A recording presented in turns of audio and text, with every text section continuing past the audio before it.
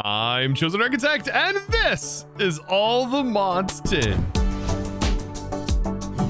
So can you believe it? Episode 60. This has been a tremendous journey thus far through all of the mods, and I hope you guys have enjoyed thus far. Now, of course, with it being episode 60, that means it is World Download Day, and that means today you get access to this beautiful handcrafted world. A world that is essentially filled with everything needed to craft the All the Mods star. Filled with tremendous amounts of power, incredibly fast resource generation, an insanely strategic applied energistic system, and progression through the modern industrialization mod that, well, was one heck of a journey. So if this world download is something you're interested in, be sure to check out how you could support this channel, whether that is on Twitch, on Patreon, here as a YouTube member, or through the Discord. Of course, Discord being one of the best ways to support.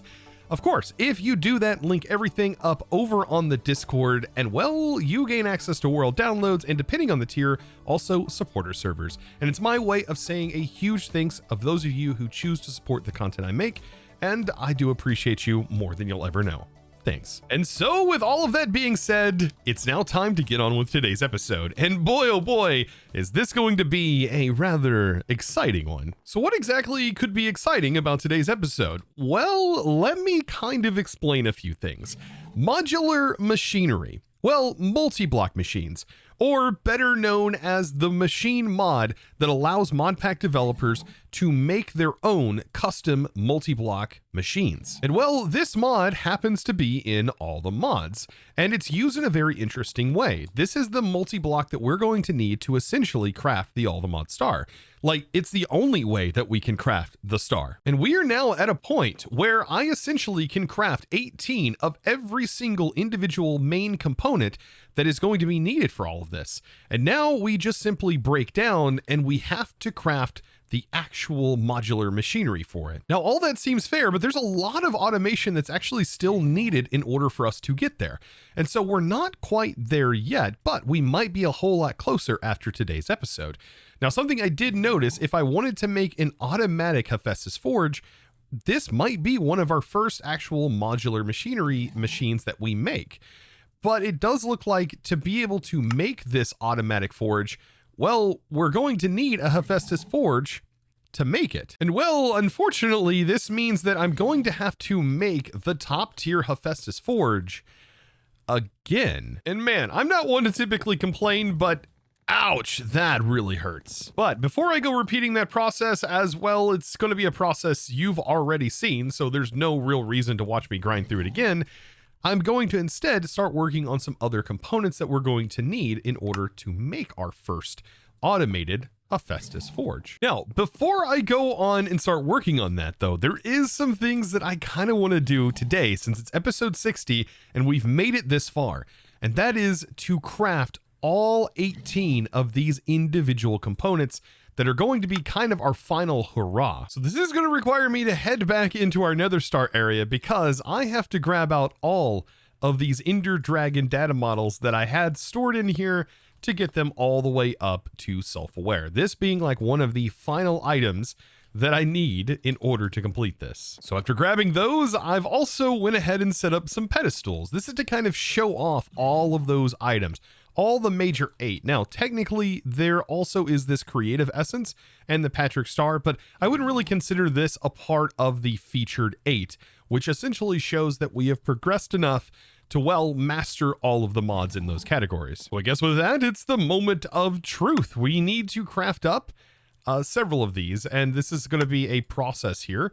There we go. 18 of these dragon souls are required. Look at all these items that are just getting pulled out here. Just keep in mind all of the history that went into actually gathering these items in the first place. It's quite a lot, actually. So there we go on our dragon souls, done. This is the pulsating, and I will kind of talk a little bit about some of the most painful items to obtain. In this particular section right here, the saplings wasn't too bad. The occultism stuff, actually too bad. The chain of souls, not too bad. I think the dragon, it's meh. It's not that difficult to obtain either. But the occultism stuff does become a little bit of a pain, and grabbing the productive egg is not too bad either, especially with the pokey. So When it comes to this pulsating black hole, though, some of the most painful things to craft here was probably the evil craft lightning. That's not too bad though, but the crystal staff was probably the most tedious out of everything to craft. Most of the stuff was just automatable, and even the fire upgrades, these just come from drops that we already had set up from the Drigme. So very, very simple. Micro missiles were a complete and utter skip, so we didn't have to worry about that. It does look like I am going to need to craft up a few more quantum rings real quick, but this is so fast to do. There we go. I wasn't even worried about those. So yeah, just like this, 18 of the pulsating black holes. Now moving on to the Wither Compass. All of this, for the most part, was okay, except crafting the glyphs. This was a pain because I had to sit at the crafting table and just handcraft 18 of those. I don't think there's a way to automate that process in any way. Outside of that, everything was very, very straightforward and really, really easy to make. The wither arrows only required like 2 potions. It was like nothing to make. So there we go. A lot of resources though go into all of these. So perfect. There's our Wither Compass. Now the Philosopher Fuel. Of course, the hardest thing to make here is got to be the uranium fuel rods. This required like 5 episodes of prep work to do. And also the dark tank filled with Eclipse Ember. This is also quite tedious to make. Everything else is very easy. Even the Insanite block, probably out of all of this, Philosopher's Fuel has got to be one of the most expensive pieces of this puzzle. It is very, very expensive. Now, the Eclipse Fuel here, I do have the fuel. So I don't exactly know, maybe I have to hand place it in. I'm not actually sure on this one, unless this has to be like placed down by me, but that is filled with Eclipse Ember fuel. So I'm not sure why it's not accepting this in the craft. I mean, I did notice that there was a kind of an issue with these. Let me grab a bucket real quick. This might have been something that happened like during an update. But if I place that back in with a bucket by hand, yeah, it still just goes in like this, and it's not like really respecting the data. The other 2 were made prior to updates, so, okay, so hear me out. Yeah, it was a little bit of a bug, and yeah, I messaged the team, and they already pushed out a script fix, and so, yeah, there we go. So now it actually functions. Perfect. So now I can get them all ready to go, and just like that, we're gonna have 18 of these. Like I said, the hardest thing, honestly, I mean, the smelter prism was kind of tedious because I had to do it by hand, but everything else, I mean, wasn't that bad. Rainbow Coal was kind of fun. The generator, the Awaken's not bad because of the bee, and the Insanite not bad. Uranium rods, they're a pain. It's really, really painful to do that. All right, so moving forward now into the Dimensional Seed, and this is not that bad either. I mean, honestly, you just have to farm up enough of the shelves and then make sure everything auto-crafts. And collecting all of the resources for this, diamond being one of the hardest things I had to collect, with our mystical agriculture setup, these were absolutely effortless to craft. So I will say this could be one of the harder things to get, but because of mystical agriculture, accelerations, and everything with souls, it actually made it quite reasonable to obtain. Now, let's talk about the Nexium emitter. This thing right here, also pretty difficult. The large motor, by far, very, very challenging to kind of get to, but once you have it, it's automated, good to go. The gravitational modulation unit is not that bad either. None of this actually is really that bad, just requires you to get into mechanism. And then the quantum multi-threader, not too bad either. I did have to manually set out for the player transmitters because I had to collect 18 zombies to do this. That's why I had a spawner out front.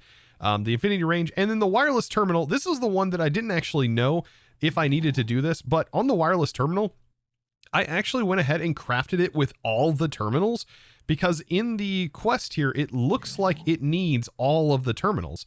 So I don't know if it just needed one, but I went ahead and put every single terminal. I crafted 18 of each terminal type, and that is what I'm using. And I even filled them all the way up with power because it does show it completely filled with power.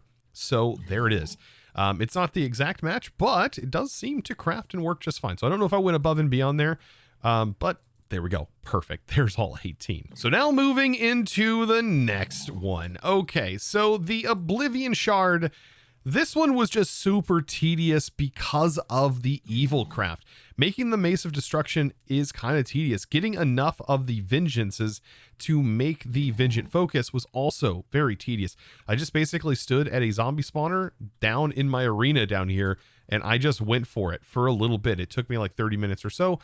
But now that we have it, everything is good to go. All of these are filled with blood, and we get to craft this together. Actually, mid-journey here through this pack, this recipe changed and was originally trophy heads from the Hydra and stuff. So I have those heads, and I had them ready to go, but it did change up to the Cataclysm bosses, and there we go. So I went ahead and did that as well, and we have everything, right? Or at least I thought I had everything. Did the recipe change even more? I might not actually be done with this one as much as I thought. Now, this is just a simple crafting recipe, but man, making the Vengeant Spirit Ring things, not super straightforward from Evilcraft. Just making that as clear as possible. Like I said, making these require those blood orbs. That's not too bad. Actually, this one's not too bad. Yeah, we just have to fill up, I do believe, a few more blood orbs. Yeah, I feel like this one was kind of changed. I thought I had all 36 of them prepped up.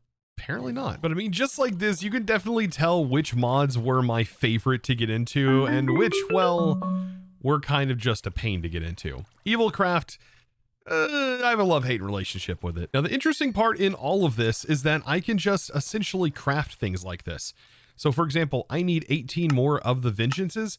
They just get crafted up just like that. And now we can technically craft up that Oblivion shard, like all the rest of them, all the way till 18. So perfect. There's the Oblivion shard out of the way. So now the last thing on the to-do list here, and this one was the most painful. And the reason I say painful is because of the 256M portable item cell. It just took a long time to craft this thing, required a ton of items, even more time, I think, to craft this than what would have taken just to craft the Nether Stars.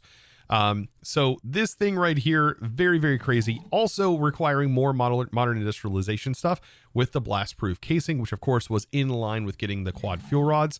But yeah, everything else here, not too bad. The lightning was a little bit tedious to get these. I'm assuming I don't know if there's a mob that drops the lightning runes, but to get the actual bottles themselves was a little bit time consuming, needing to basically constantly heal a charged creeper. But everything else is very, very easy to get. Antimatter pellets in this was very, very simple. They produce significantly, and I actually just ran a burn rate of like 180 millibuckets of fizzle fuel. It's just, I started that relatively early because I knew that it was going to take some time. Speaking of antimatter, I mean, we have quite a bit of it sort of built up at this point. My antimatter is all the way over here, and I have 85 in here, and I also pulled a stack out to put in my storage. So we have well over 2 stacks of antimatter pellets, which is more than enough to get anywhere in this pack, in my opinion. So without further ado, it's time for us to craft all of the improbability probability devices. Wow, this thing right here is really one of the most time-consuming items to make, or it has been so far, in my opinion. Very, very time-consuming. And there we go.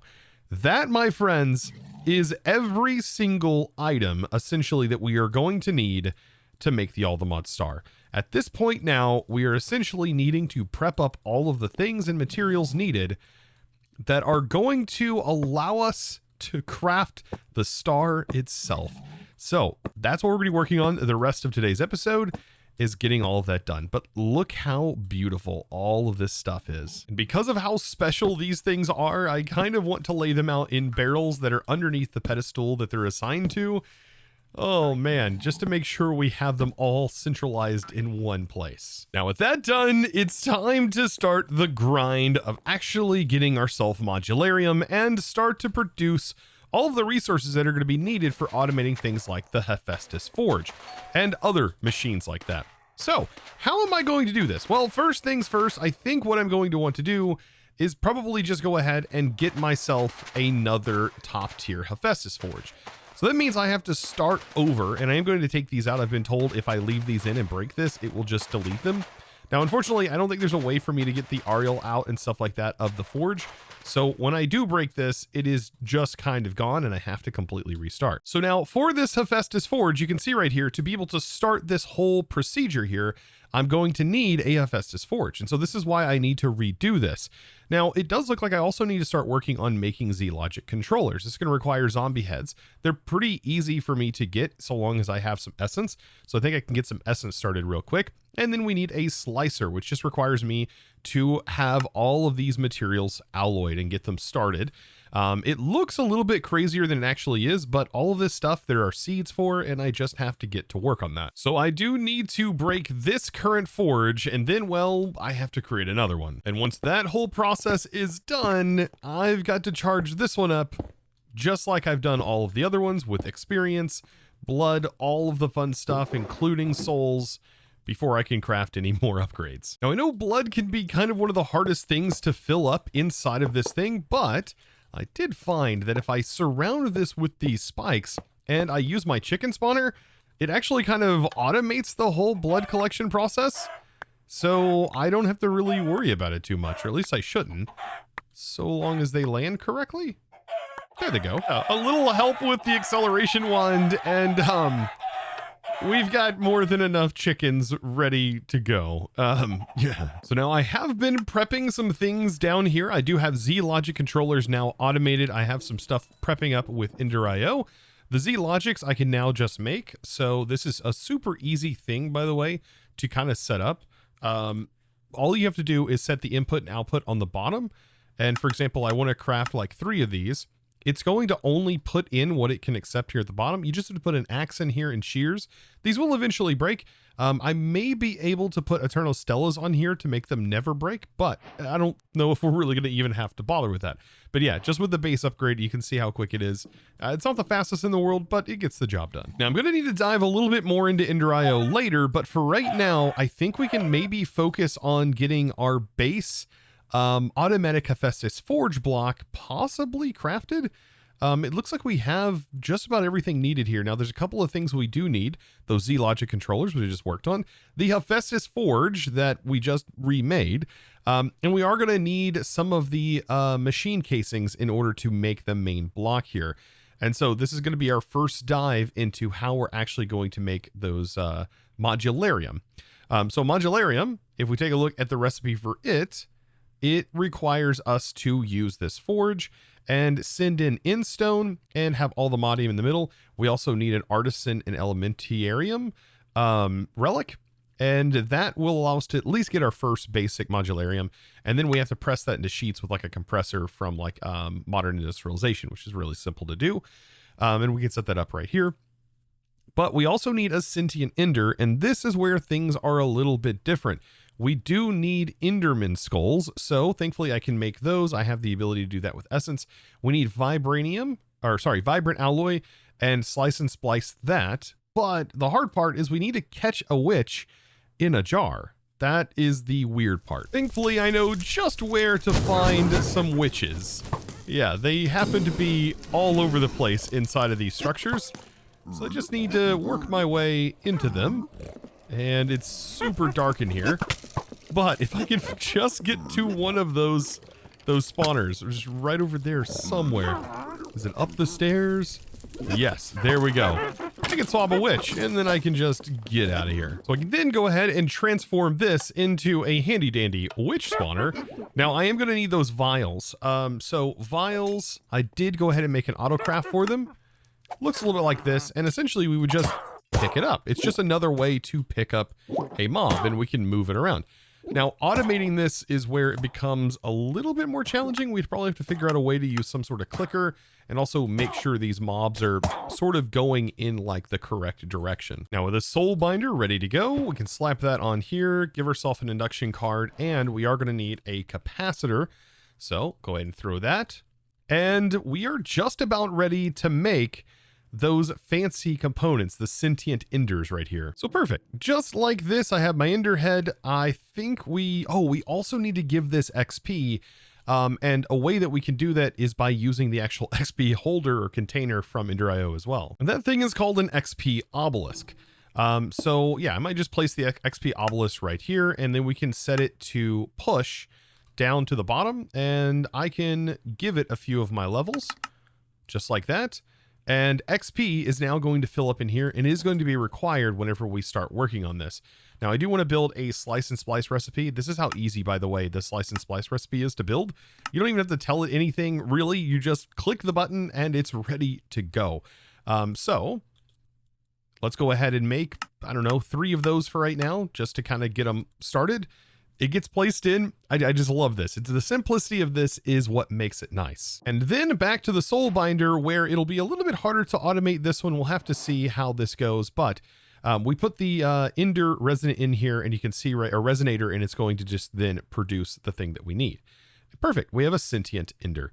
And so we're going to need to do this a couple of times. And like I said, automating this is where it's going to be debatable on whether or not I should do it or not. So yeah, I guess to be able to set up the Hephaestus Forge, I still have to do a lot of the modularium production by hand. And so that means that all of this is going to have to go in here. Now, I don't know if a clicker, like if I can have, for example, like a simple clicker, actually click the item onto here. Oh, I can. Okay. But it does have this issue. But I can maybe set the tick delay, possibly. So with a little bit of experimentation, I did manage to get these clickers working, and boy, did they work really good. You just have to set it to pulse. I'm also utilizing some redstone wire here, running that all along. And this is allowing this to all be pulsed, and I'm pulsing it with a button. And yes, so this does work. When I click it, boop, there it goes. Now you can't hopper into the Hephaestus Forge, but this at least makes one of the problems a little bit easier, and it's super quick to set up. So everything else should be correct. Now, there is an issue that I have encountered. I was like trying to test this out. I'm like, why is this not working? Why is this the forge not forging? And I've already been having that issue. Well, unfortunately, there is a hidden little thing right here that says remaining ritual use is 0. And I totally forgot about that. And apparently, all we have to do is just make a new tool. I feel like a total dork here. And then that will work. I don't know why that's separated from durability, but it is. And so now we are making our first piece of modularium, which is going to lend us into hopefully making an actual automated version of this, which is going to be so much better than this, but it still makes this operation a whole lot easier, just allowing me to have the items placed in so I don't have to hand place them every single time. I just hit one button and boop, bam, we're gone, done. Oh, so good. Modularium for the win. So I just need to toss this into an electric compressor. That's going to compress it up. So I just have some hoppers here for some basic automation. But that's going to give us the casings that we need in order to craft our first Hephaestus Forge. Then I guess we're going to really find out how many materials are going to be needed for this. But I think JEI or our quest book actually tells us as well. Underneath the creative section, I think this is the auto Hephaestus Forge right here. So if I look, we should be able to find that somewhere. There's the arcane, the dust, and runic crucible. Automatic Hephaestus Forge. So here are some of the things we're gonna need. 44 machine casings. Oh my goodness. And we're also gonna need 9 machine gearboxes. Those have their own requirements, like the dark bimetal gears and all of that fun stuff. Then we also have vents. So we're gonna need some pneumatic craft stuff, it looks like, and even more machine casings. Okay, so I think the sentient gear, whew, that's gonna be something that is gonna be a pain to autocraft. Now, looking into this, it does look like for our Hephaestus Forge here, and I'm not sure if we're missing some components here, but for at least the items listed here, the total of casings comes out to a whopping 69 casings. If we divide that by 2, then we get the roughly 35 that we're going to need. So that kind of gives me an idea of how many operations we need to do here. And then I can multiply that number by 8. And now we know we're going to need about 276 modularium. And that's actually modularium plates. And all of this before it's automated? So yeah, I guess I'm going to be sitting here for a while just collecting witches. Yeah. And getting poisoned in the process. Yeah, sounds about right. Now, I think I can just go ahead and put all of the soul vials in a barrel right here. And this is how I'm going to like semi-automate it, I think. And I think remove this if I can get it out of here quick enough. There we go. And make sure to insert it on this side.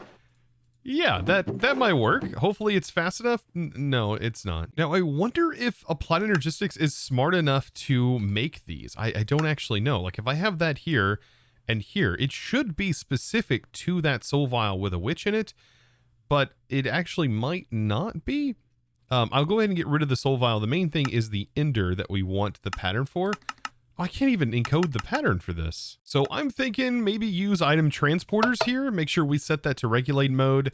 Place that in here so it only sends one into the machine. Fingers crossed that it only sends one. It only sent one. Okay, that's a good start. If I pull this out, does it send another in? It only sends one. Okay, that is good. Same for the other side. Now, I don't think it'll let it mess up on the side that it's sent to, but we'll see. This is going to be only one. There we go, regulated, and place those in there and start that.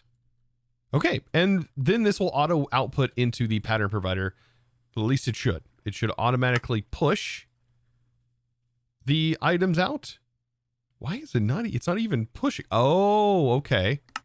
Because XP juice is somehow being auto-expelled from the machine. How is this a thing? Why is it so janky? Yeah, I think I'm going to give up on automating this one. This is going to be something that, like, I don't know, just a batch craft, I guess. But we should now be able to craft up all of our casings here. So 44 is the base, and you can already tell I don't have enough of the sentient. Oh man, Enderman, it's a lot. Okay, so I've got a lot of my frameworks here, but I am still trying to rack my brain around this whole setup. It is going to take a little bit of time for me to get it, but I think I might as well go ahead and kind of look at the actual automatic Hephaestus forge here and try to break down all of the components that we're going to need. Now, I think I have everything except for the quantum injector. And this right here just requires these quantum cores that need to be crafted up, which do require quite a bit of the Ariel and Moon Debater. That seems pretty straightforward. And these we can just craft. So thankfully I just need 4 of them, I think. Everything else I definitely have. So there's that, and voila. Okay, so I just have to put this together, and with a little bit of Munda, I think we'll have this, right? 1, 2, 3, 4, and then 1 craft here. Perfect. Okay, that is ready to go. I can now smack that, making sure to check if I have enough ritual uses. As like I said, that's something to easily kind of gloss over and go, why is it not crafting? Beautiful. A nice quantum injector. And what does this look like? Ooh, now that's a pretty animation. Okay, so yeah, you can just right click it and it activates. Pretty cool. Okay, so now we have our quantum injector, and I think that's almost it. We just need the Z logic and a couple of those. And it looks like everything else, and this is just to, by the way, make the Hephaestus Forge. We also need a Divine Pact, which I think we have, which is listed under the Forbidden. Yep, there's the Divine Pact. That is just going to go inside of here. And then I guess we can just start hand placing everything in. And I hope that I have everything needed for this. It is going to need a lot of stuff, right? Actually, surprisingly, not as much as I thought. Like 5,000 Ariel? Yeah, we've got that. Now, the big expensive item here is definitely that tier 5 Hephaestus Forge. It just takes a long time to just kind of build it up. But there we go. Okay, so now we're going to be making our first modular machinery component. This is like a totally different in-game than other ATMs like so far. Like this has been a very interesting experience. I think by now we would have already been able to craft the star, but there's almost like this extra steps that we're now needing to take in order to even make the forge in the first place. Yeah, so we can have all those items we want, but this is still very, very limiting. Interesting choice, interesting choice. But there we go. Okay, so now that we have this, the automatic Hephaestus Forge, what can we do with it now? Oh, it lists out now. We can see all of the listed items. Okay. Now, apparently, we're supposed to be able to use a blueprint on here. So click in place controller with blueprint. And I'm not sure how we get that blueprint. So it looks like the blueprint here requires us to have a lens of color. To get a lens of color, we need to toss down a lens in front of that. So now we have the lens of color. And we also need a laser IO wrench. Wow, out of all of the stuff I do not have, it's anything from this mod. By the way, to get most things, you just need to toss it in front of the laser and it just converts it into its kind of material. Thankfully, it looks like it's just some redstone and iron that needs to be put together, but there we go. Okay, so now we have a machine blueprint. And according to the machine blueprint, it says that we can basically shift right click this or right click it. Aha. And now we're able to see what this thing looks like. Okay, very, very interesting. And you can see the forge right there, which I'm assuming, does that mean I need another forge? No, wait. Will that mean I need another forge or will I just take this one? Oh, I have no idea. Either way though, it looks like we right click and now we can sort of get a picture of how big this is going to be. I think it's 11 by 11, so kind of large, but I am going to need to gather all of the other materials needed for this. And I also think I'm going to need to, well, clean out an area so that way I can place these multi-blocks, including the one for the star. And my idea for that is to essentially have it wrap around and we will have it placed out here somewhere. I've just got to get all of this mountain moved. Okay, now I did say that I was going to work on the build. So I cleared a little bit of an area out, you know, a little off-camera building, you know, using the building gadgets and all the fun stuff. But I also was like, man, I really want a place for that automatic forge, and we need a lot of room for these things. So I was like, okay, just like the extension I added here, I'm going to add a much larger extension. And I know that all of you guys want to know these dimensions, just in case you're following along and you don't get access to those world downloads. Let's go ahead and get the tape measure. So tape measurement. Oh, I think I have it on me. There we go. And I'll show you kind of the dimensions, how wide this actually is. So from here all the way over here, this section is 37 blocks. And then from the front face here out, I believe this is actually 33 blocks. So there we go. So this is the 33. Basically, I went out 6 and then I went to the 7th middle block and then went 6 more out. And just kind of expanded out all the way up here, 33 blocks from the face, because I know that I'm going to need a lot of room. And I think this middle section right here is where I want my my big forge to be. And then I want to decorate it. That's kind of what I have planned. Now, just to put this in perspective, here's what the actual auto forge looks like and is going to fit perfectly right here. And I've given myself a little bit of space too to work with. So now here's the hard part. I've got to collect all of the items that this block says. Now it says missing structure, of course. But if we go ahead and we take a look at this, it tells me a list of all of those items. So I'm just going to go one by one, and I'm just going to figure out what I actually need for this. Now I think I'm slowly understanding what is going on here, but it's been a long time since I played with modular machinery. But I've noticed on that second line, it says modular machinery reborn engine or energy input hatch. And then it also goes and says, okay, it can also accept these other things. And at the very end of that line says polished darkstone. So we don't have to have 4 of them, but those are the 4 that are kind of optional. But we do need to put our power input hatch and probably an item input and also an item output in here as well. But I need to kind of keep in mind, how am I handling those inputs? And that's where each tier of these kind of change things. So for example, you have this item, this tiny item input hatch. It only has 1 slot by default, but if we make the next tier, it has 4 slots. And then you make the next tier after that, it has 6 slots. So we are going to need to probably upgrade these eventually, but 4 slots is really all we need right now because only 3 items are going to be going in to make the modularium. Very interesting. And on the power, we also have to keep in mind, it looks like, the power costs of our recipes. So if we look at the total power RF required here, you can see that 12,000 FE per tick roughly is what is going to be required.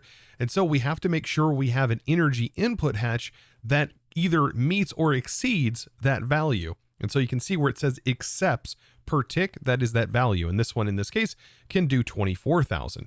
The prior tier was 6,000, which is too low. So I had to go with the higher tier.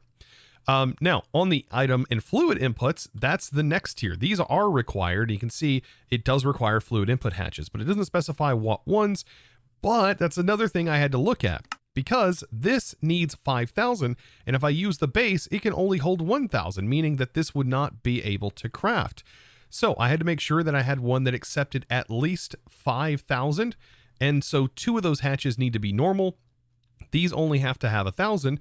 So I decided to go ahead and go with tiny. So I ended up with 2 normal and 2 tiny. And now that I have a little bit better of an understanding of how the hatches are kind of working, after that, I just decided to go through the rest of the list and pull everything out of the AA system. So I'm left with all of these items that you see in my inventory here. And I think at this point, we are just about ready to craft everything. Now, I don't know if I can like open this. I think I can go to the auto build section here, and I may need some more dark stone because if you're not placing a hatch somewhere, you're going to need dark stone in its place. So now that I have it placed and I have it set exactly where I want it to go, I think we can hit this. And it says, are you sure you want to break the multi-block? Cancel. Do you want to build the multi-block? This one, I believe, will place the structure. It says, do you want to place the structure with or without modifiers? Let's do with modifiers. I don't quite know what that was. What are those modifiers? But there we go. It says, tried to place the Hephaestus Forge. We do not have that. That is over here. We're going to move that here in a second. But here it is. Okay, so it did place it in. It didn't place in all of my hatches. So I kind of have to figure out where those hatches go. And it kind of shows you inside of the quest here, underneath the creative tab. It does show you some images like this that kind of help kind of guide you. These corners are supposed to be where some of the hatches go. Now, I'm assuming it placed the fluid hatches at the bottom or something. Let's see. Those are machine gearbox, because I have no idea. It definitely took. Oh, there they are.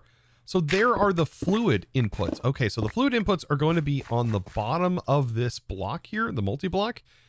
And I'm also probably going to have to hand place the obelisks, because otherwise they're going to look like that and not actually be in their full form, which should look like this. Ooh, and I probably want to fix the stairs, considering it looks like the stairs are all rotated funny. But now after all of this is put together, it's starting to look kind of nice. Okay, so I'm going to need an input hatch for our power, and it's going to go right here. So there's the one for the energy.